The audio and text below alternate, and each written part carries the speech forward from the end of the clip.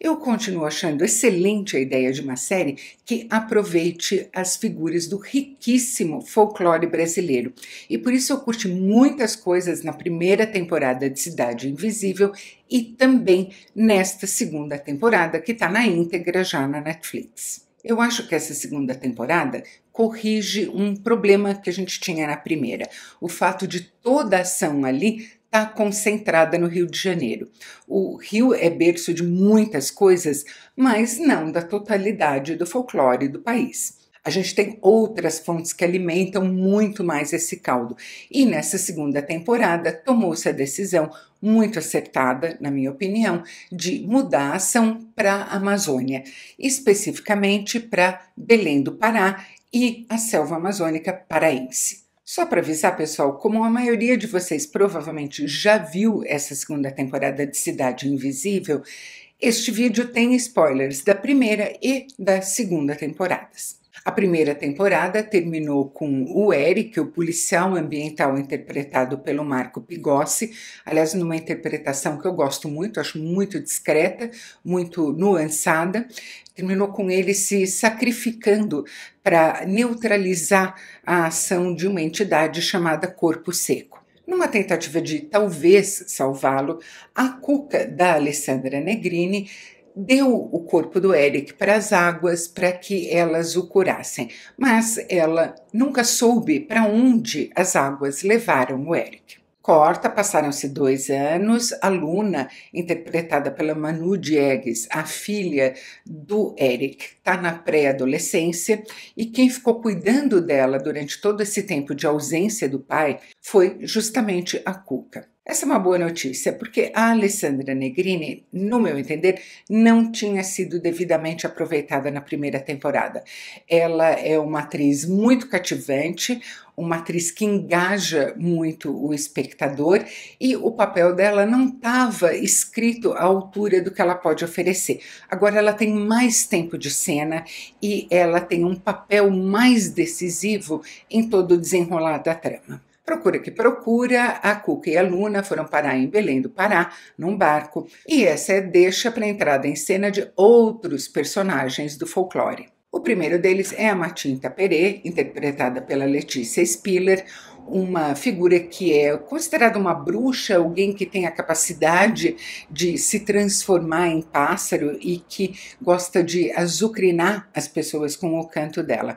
No caso aqui, a Matinta vai conceder para a Luna o desejo maior dela, encontrar o pai. Mas vai querer um pagamento em troca. E o Eric, de fato, desperta do sonho aquático dele numa lagoa, um igarapé, eu não consegui entender bem o que era aquilo, muito lindo, de águas azuis cristalinas, que fica no centro de um lugar sagrado para os indígenas da região, o Mangaratu.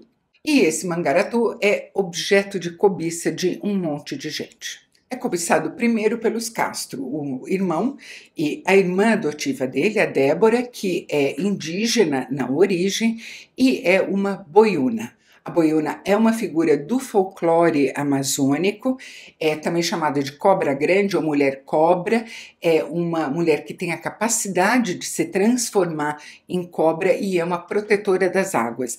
Mas aqui ela usa os poderes dela de maneira um bocado duvidosa. Quando ela olha para alguém com os olhos de serpente dela, ninguém consegue resistir a obedecer às ordens que ela dá. Nem outras entidades conseguem resistir, como, por exemplo, a juíza Clarice, que é feita pela Simone Spoladori e que é a mula sem cabeça. Eu vou confessar para vocês que eu estava louca por uma mula sem cabeça. Eu adoro a ideia da mula sem cabeça, que não tem cabeça, mas solta fogo pelas ventas. Ventas, no popular, são narinas. Quero saber onde está o nariz da mula.